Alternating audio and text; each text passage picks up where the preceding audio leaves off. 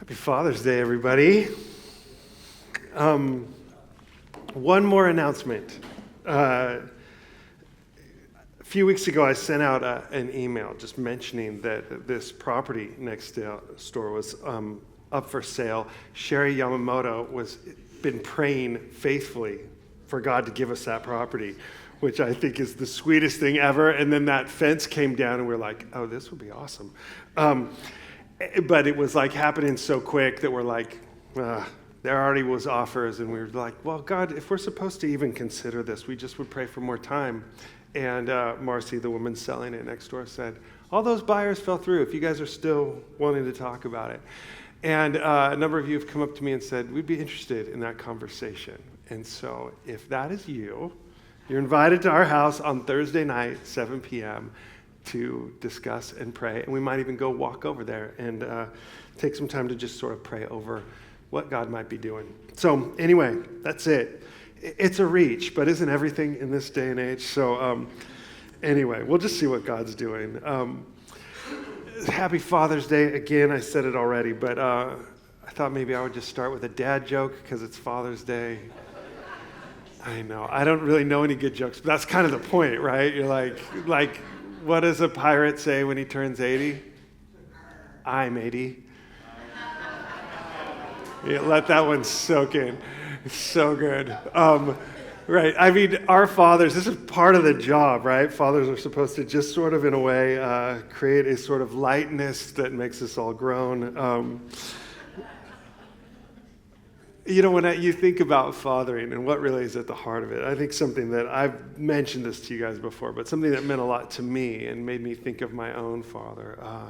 I took from this guy, Edwin Friedman, who's written a lot about leadership, but he was a rabbi, and he saw this kind of energy of a father being really at its core what he would call non-anxious presence. He's saying that is the strength of a father there, a non-reactivity, a sense of stability, a kind of quiet humility that is able to endure. I think about my dad, and we had moved up to the local mountains. I grew up near Lake Arrowhead, Crestline, up in that area, and it meant a commute for him. And then the place that he was working, they closed that plant, which meant that his commute was like twice as far.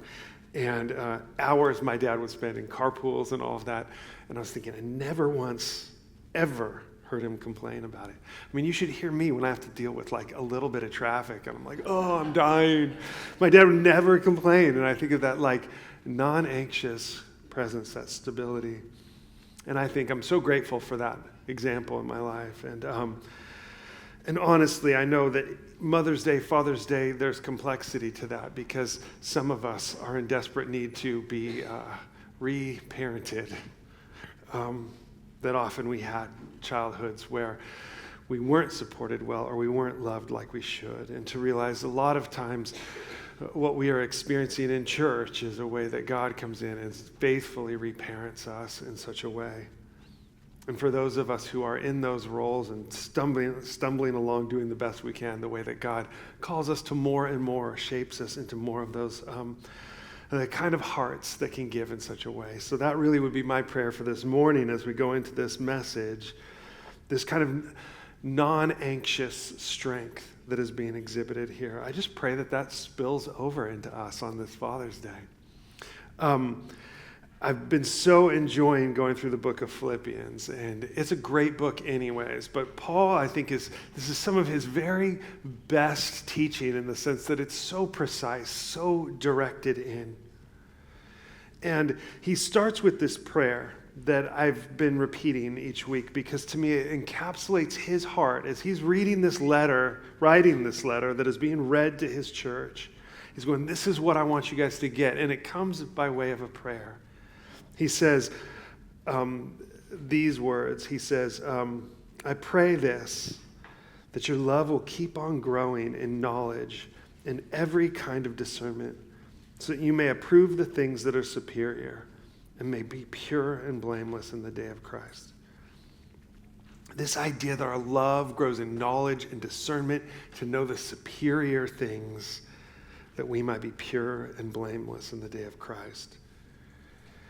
Now, I'm not sure how many of you have ever thought, gosh, I would love to be pure and blameless. Anybody? I mean, most of us know like that's like a long gone, right? Like we've crossed that line a long time ago. But this is one of the things that Scripture just throughout holds up in front of us, that this is what is being offered. Pure and blameless children of God. And I was thinking if I had to come up with some sort of like catchy YouTube tag, I would title this sermon like this. Here's the one thing you need to stop doing in order to be pure and blameless.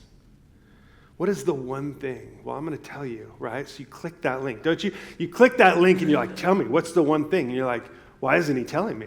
And he's talking about like, oh yeah, this is what nobody wants you to know, but I'm going to tell you. And you're like, tell me. And he's like, no, here's an ad. Right? And you're like, okay, sit through the ad. And then you come back in. Now he's going to tell me, here's the one thing you need to stop doing. And he's going to keep meandering. You know what I'm talking about? Or am I the only one who just falls for these things? And at this point, you're like, I've watched 3 ads. So you're like, I have to watch this all the way to the end because I'm like 10 minutes into this stupid video. And you realize by the end, he's not going to tell me. Well, I'm going to tell you the one thing you need to stop doing, but I'm not going to tell you right now. I'm going to wait. And this is known, and I'll tell you for a reason. I looked this up, like, why? Why do they do this? And they're like, oh, there's a name for it. Of course, there's a name. The Zygarnik effect. It was named after this Russian guy who had observed this kind of psychological tendency that he's basically saying, people, for whatever reason, remember uncompleted ideas more than they realize completed ones. So it's in your interest for me to keep you hanging. So I'm not trying to torture you, but this one thing, you're going to have to hang on before I get to it. But it's the thing. Paul's going to come in and he's going to be really specific. And if you've been following along, you realize that that's actually different than the way that he's been speaking up till now. We talked about this last week, that Paul is continually speaking in this way that is paradoxical. That we want there to be just one thing. We want that simple answer, like fill in the blank. And he's going, well, it's this and this. It involves this and it involves this. Paradox. These things that might even feel like they're opposed or at opposition to each other are actually both important. For example, we just talked about this at the beginning of Philippians 2. He's saying this is the way of Jesus. It's this way of emptying. It's this way of humility.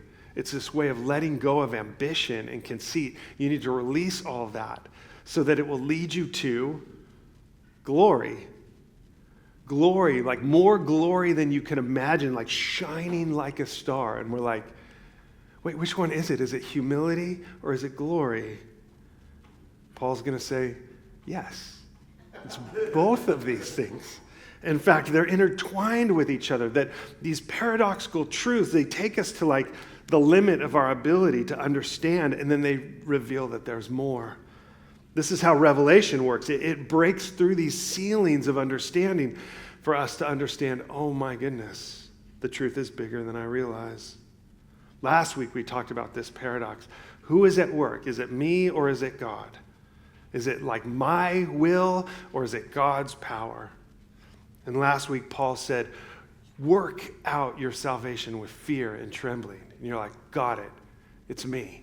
And he says, because it's God who's at work to will and work to his good pleasure. And you're like, once again, paradox. Is it me? Yes. Is it God? Yes. So we would go like 50-50. And he's like, no, 100-100. Like all in, both of those things. And I think our temptation when we hit paradox is to oversimplify, to just pick. All right, I'm going to pick free will or I'm going to pick sovereignty, right? And what we do is it costs us something. If you're a free will person, then God's not in control. If God is in control, then it doesn't matter what I do. And Paul is saying, wrong. It's both of these things fully realized.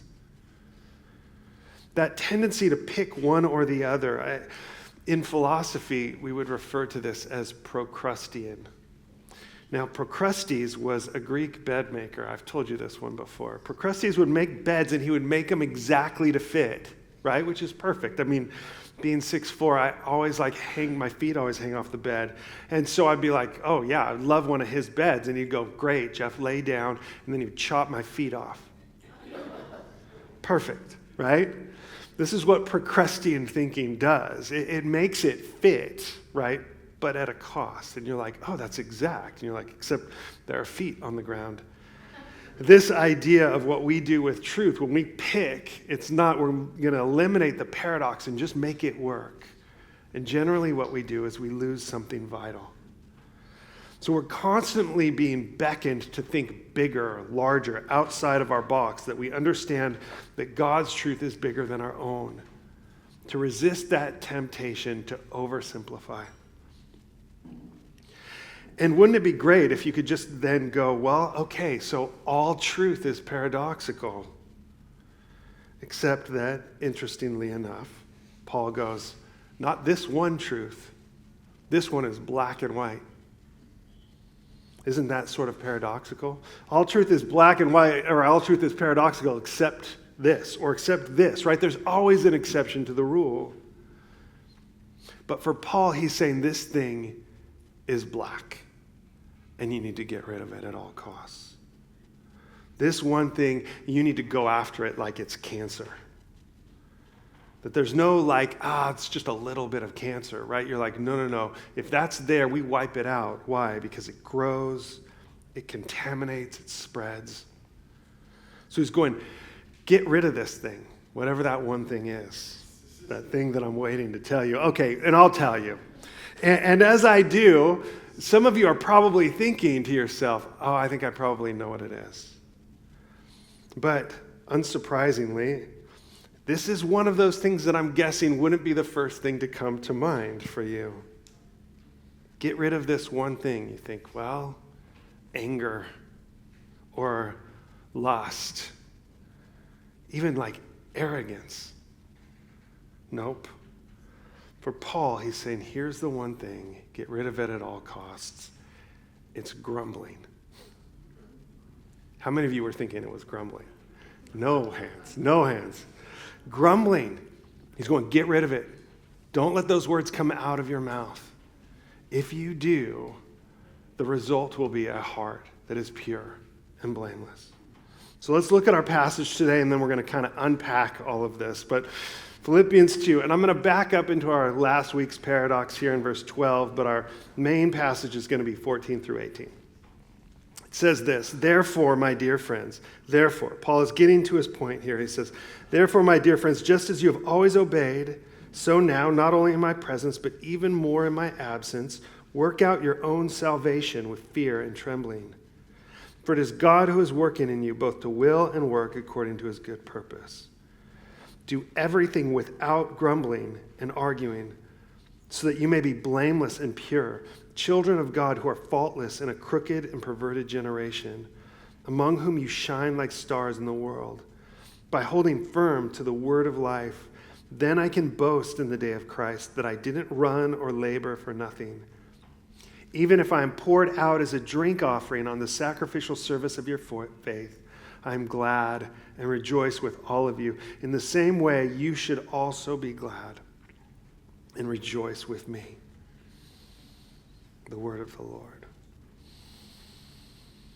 Now, what is Paul answering right here? Well, he's starting with this in verse 12. Here's what you do. Work out your salvation with fear and trembling. How do we do this? Some of what he's told us already. It's a humility. It's an emptying of ourselves. It's not clinging to our rights or clinging to our ambitions or our conceits. It's considering others more important than ourselves. Learning to respond with a sense of service and sacrificial love. But here, as we're going, how do I work out my salvation? He's like, stop grumbling. Stop murmuring. Stop gossiping. Now, if you're like me, you're like, grumbling? Seriously? Like, what's the harm in a little grumbling? Right? It's actually kind of fun.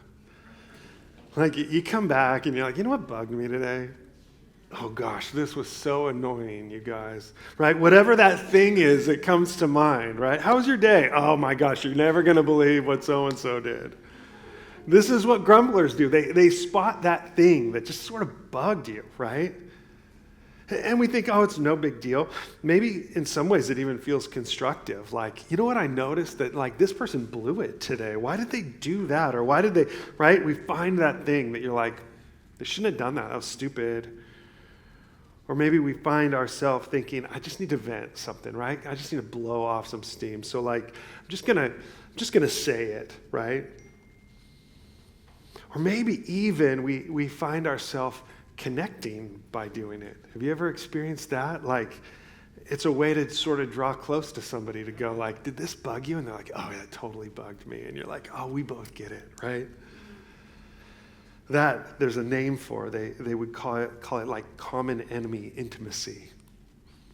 It forms a connection, right? It's like, feels good to gossip. We both find that person annoying. And like, it actually is toxic to relationships. That false enemy intimacy leaves you with a feeling of actually like insecurity. It destroys trust. Why? Because you know that person is probably just as easily going to throw you under the bus when they're with so-and-so. That gossip has this way of giving us sort of a short, like saccharine release of happiness, but really leaves us wanting. Which is basically what sin does every time. It promises one thing and then robs us of that very thing.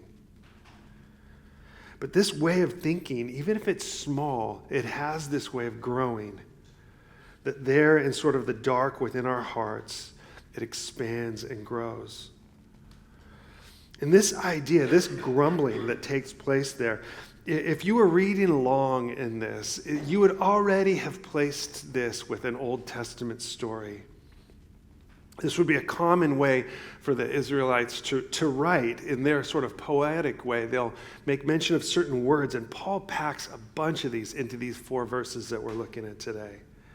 And murmuring, that word would have taken them right back to the Exodus. That this story of Moses coming in and liberating the people from slavery, we know this story. And this kind of tragic aspect to that story where they wander and wander and wander in the wilderness. You've probably heard this before if you've been at church for any period of time, but you know how long it would have taken Israel to go from Egypt to the Promised Land? Like 2 weeks max. Instead, they wandered 40 years. A whole generation of people died off before they reached that Promised Land. And the reason why we see again and again reference to the fact that they grumble. In their situation, they see what is wrong, not what is right. They forget about what God did in the past, and they end up despairing over what's going to happen tomorrow. This complete lack of trust or faith in who God is, and as a result, they complain. In Exodus 16, 2-3, it says, the entire Israelite community grumbled against Moses and Aaron in the wilderness. The Israelites said to them, if only we had died by the Lord's hand in the land of Egypt, when we sat by pots of meat and ate all the bread we wanted. Instead, you brought us into this wilderness to make this whole assembly die of hunger. Do you know anybody like this? This complaining, this despair, this like self-pity. In Philippians, this word that in the Greek is gaismos, and it means murmuring, discontent, secret displeasure, internal discontent that simmers below the surface. And this way, this like festering right there is like an infection that grows.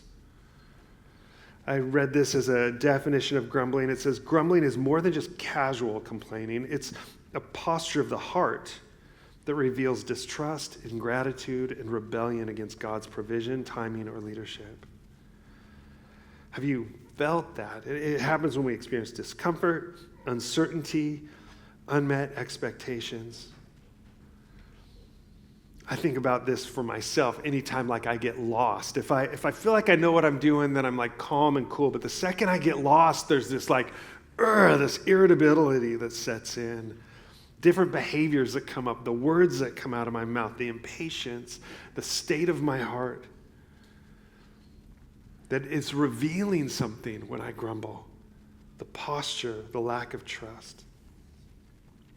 I read a book years ago called Blink. Did anybody read Blink by Malcolm Gladwell? And in this book, he makes reference to this survey that's been done by Gottman. And what he's trying to illustrate in this example is something that he calls thin slicing. And thin slicing is this way to come like almost take a sample of something and determine its quality, like determine what's at the heart of this thing. You can just take a thin slice. And so Gottman would say this. They would come in and they would be like, within 15 to 30 minutes, we can decide with 90% accuracy whether or not you'll be divorced 5 years from now. That was the claim. And the statistics proved that they were right. Within 15 to 30 minutes, they can thin slice your relationship and decide whether or not you were going to make it 5 years. And the thing that they looked for, Gottman would say, is contempt. And that it showed up in the smallest little ways, even in the humor. It was a tone. It was a suggestion, even a sort of nonverbal that would go off. They'd see it and they'd be like, okay, interview done. It was that fatal. That this thing, and again, they're not trying to come in with judgment like shame on you. They're just going, oh, that's a relationship killer. And Gottman identified like 4 different really communication styles that would reveal this. And I have these down here for you guys. Criticism, attacking the person rather than the behavior. Defensiveness, self-protection that avoids responsibility. Stonewalling, withdrawing emotionally or shutting down. And contempt, which was the most destructive of all, which communicates that one partner sees themselves as morally or intellectually superior. It could be eye-rolling, mocking, sarcasm, a sort of sneering tone. These patterns, right, they're again, not even trying to offer suggestions or to come in and fix. They're just going, when those things are noticed, they're like, those things, if left to themselves, prove fatal to intimacy. Gladwell writes, contempt is closely related to disgust. And what follows from disgust is a desire to exclude, to avoid, and to expel. As we're doing this sort of grumbling, it's revealing something very dangerous to ourselves, to all our relationships, not just to marriage. In the end, a relationship to God and even a relationship to ourselves. When we speak to others with contempt, guaranteed we speak to ourselves with a similar sort of contempt. When we protest about God and God's faithfulness, deep inside of us is revealed our own insecurity and our own self-loathing. And so dealing with this, paying attention to this, rooting this out of our life becomes for Paul something that we do with fear and trembling. We're working out our salvation by avoiding this at all costs. Now, just for clarity's sake, I came up with 4 examples of what grumbling can look like. And if you're like me, you kind of see yourself in all 4.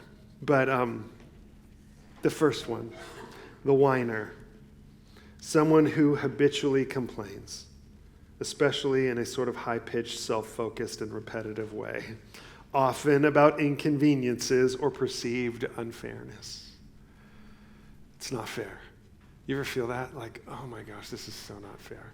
Why did they get that, right? Why did that person get the promotion and not me? I do so much more than that person does. Why is that person getting all the attention? Why did they get that gift that I know I need more than they do? I deserve more than they do. And we just, right? You can just almost hear the frequency of the whine. It's not fair. Often that's a pursuit of some sort of pity that we're looking for, that we'll settle for that. Even though we're not maybe being loved, we'll accept pity instead. Or maybe you're the victim. A victim is someone who internalizes hardship or disappointment as proof that they are uniquely cursed or forgotten. I love this one. Why me? Like nobody understands what it's like to be me. No one appreciates me.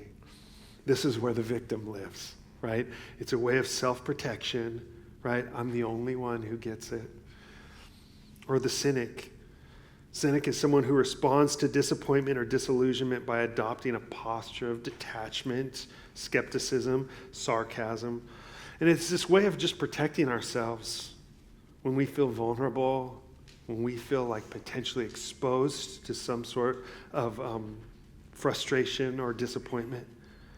We're like, I don't even care, right? I don't even care. Or, you know what? Nothing ever changes, right? It's this way of like bravely accepting disappointment as the norm. It's kind of like that phrase, it's the hope that kills you, right? It's this way of living, like putting up some sort of protection by pretending that my heart's not in it. Or maybe the perfectionist. Perfectionist is someone who sees the world through this lens of unattainable standards and responds to imperfection with criticism, control, or contempt. Like, is that the best you can do? Seriously? Or this one, God, you know what? You just can't fix stupid. Right? Like, here's what's wrong, here's what needs to be done, and none of you are going to do it, right? You can see the way cynicism blends in with these things. All of these are the postures of grumbling, murmuring, complaining. All of these postures are things that the more we do them, the more natural they become, the more that we get stuck in a sort of rut of complaining. And as these things go on year after year after year, they become more and more who we are, not just what we do. When I think of our world, I just go, this tendency to live in this place of unmet expectations. We're surrounded by it. And I think this is what underlies so much of complaining. I thought it was going to be this way, and it turns out reality is this way. Have you felt that? I mean, how many of your lives look the way you thought they were going to? All of us have had some sort of expectation or course, only to have it interrupted or disappointed. Something that comes in that catches us off guard. And when we do, our tendency is to complain instead of understanding that this is an opportunity for us to grow. What we do instead is just settle into this place of compare and disappointment, and it breaks our hearts. We end up dwelling on that. One of the main paradoxes about our country in general is that we have more than we ever did, and we're sadder than we've ever been. I think of this story of when Mother Teresa first came to America, and she was asked, what is it like? I mean, she was coming from this place of total poverty into this place of such affluence. And she said, what do you think of America? And her response, do you remember this? She said, I just noticed that all of you are so sad. We're like, but we have everything, right? Our metric of success is so high. But when we look at our hearts, you're like, we live in this place of disappointment. We live in this place of not measuring up. And now what we've done is we've created this really efficient way of feeling even more disappointed, and it's called social media. That's constantly showing how your life doesn't match up to the way it should be. If only I was more beautiful, or if only I had that car or that job, or was in that beautiful place in Bali surfing that wave, whatever. I don't know what's your feed. That's mine. Oh, I should be surfing there. Right? These are the things that come up, and you're like, oh, I was surfing cruddy Oak Street today, and if only I was in Bali, then I would be happy and filled with joy, right? This way of creating this distortion between real life and the expected life. And we live in this place of unmet expectation, in this place of not enough, and it's like they're pouring gas on this thing. What we find is we come away from those sort of experiences feeling even more lost. And this expectation gap, so much of Scripture is trying to correct in us. It's reminding us that life is difficult. In fact, the way to glory is this way downward. It's a way of letting go of comparison. It's a way of letting go of envy, not chasing after these things, because Paul's going, this is going to give you the actual metric of success, which is a heart that is filled with joy. And you can have it. All you have to do is this one thing. Stop grumbling. That joy is available, that a life of deep meaning and purpose is there. What you need to do is serve others. Consider others more important than yourself. Empty yourself of this insistence on my way.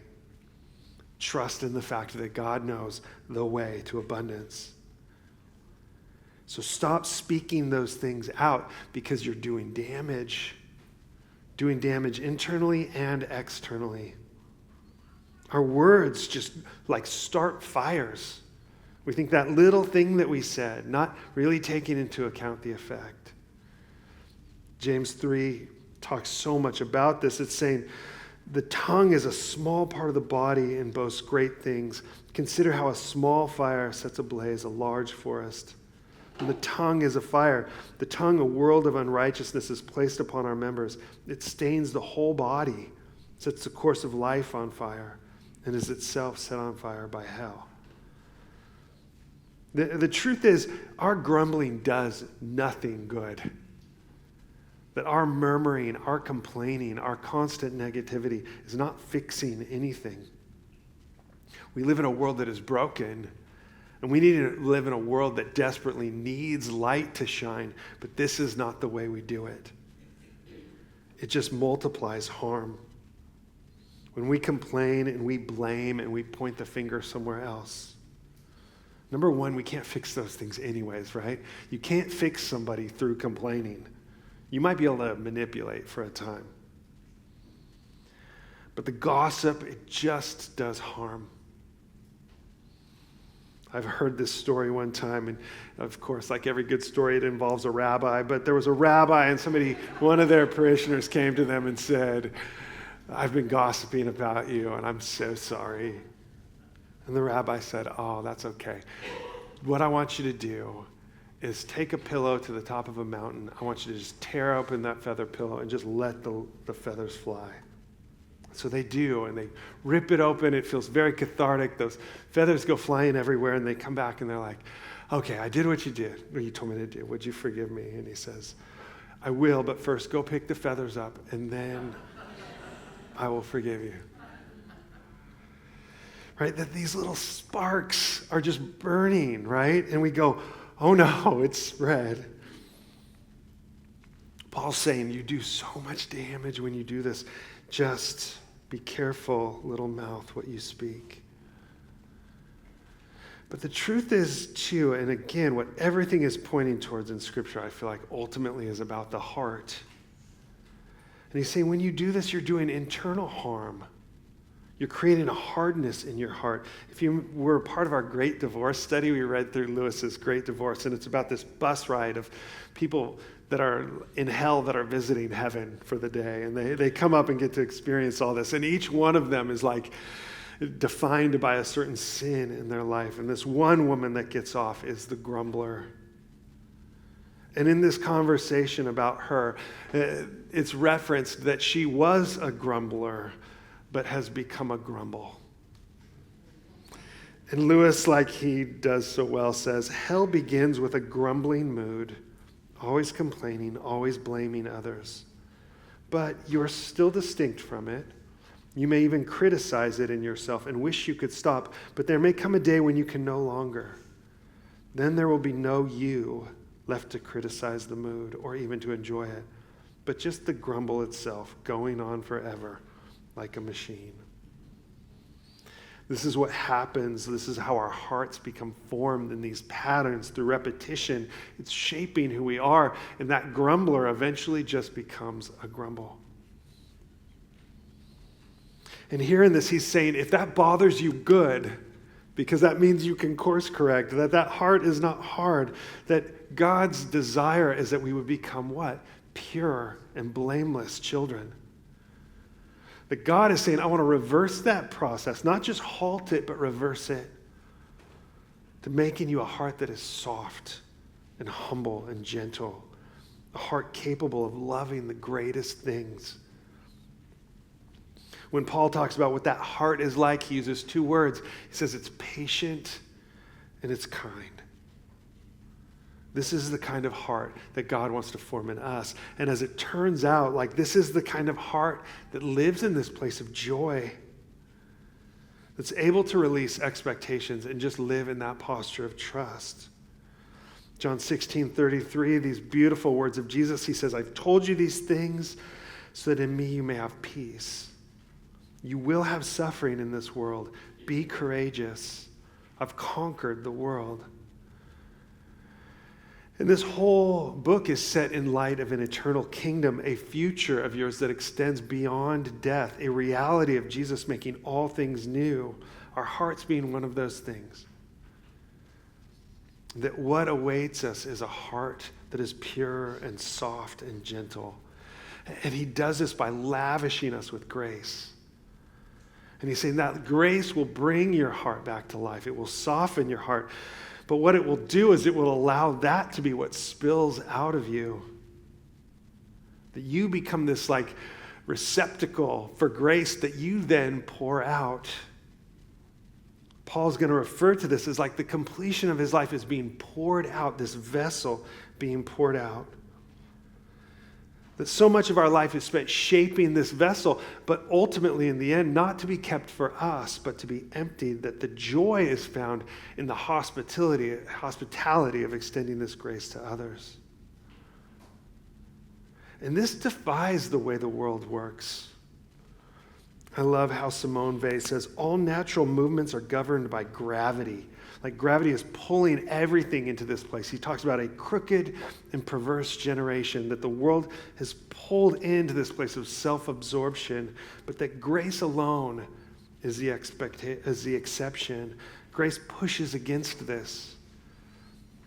And he's saying when you as believers of Jesus let go of your ambition and conceit, when you live in this place of service of others and generosity, when you stop grumbling about like what's being taken from you and instead living in this place of noticing and extending that love to others, you start to shine.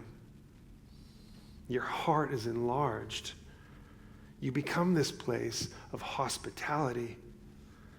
That becomes the kind of energy that you create as you sit at the table with somebody else. You've got this compassionate space. And this is so rare in the world that we're like often struck by it when we finally see somebody with that sort of openness of heart. But Paul's like, that's what you're made for. To be these people of these like hospitable hearts. Not worried about themselves, not thinking about and consumed with themselves, but able to really see and hold space for others. That's the non-anxious presence. Peter puts it like this. He says, the end of all things is near. Therefore, be alert and sober-minded for prayer. Above all, maintain constant love for one another, since love covers a multitude of sins. Be hospitable to one another without complaining. Just as each one has received a gift, use it to serve others as good stewards of the varied grace of God. If anyone speaks, let it be as one who speaks God's words. If anyone serves, let it be from the strength God provides, so that God may be glorified through Jesus Christ in everything. To him be the glory and power forever and ever. Amen. It's God who wills and works to his good pleasure. It's God that does it. Our effort is to let go of our control of these things and to allow God to truly speak. I have a friend that says, like, anytime she's tempted to give counsel, she's like, she just holds it and she prays. And she's like, I usually don't give people advice until it's come to mind 3 times. God, is this you? God, is this something you would have me say? That part of me that wants to rush in and critique or set things right, and she's going, God, would you speak through me? This like holding back of those words, pausing over that to let God speak. I'm running out of time.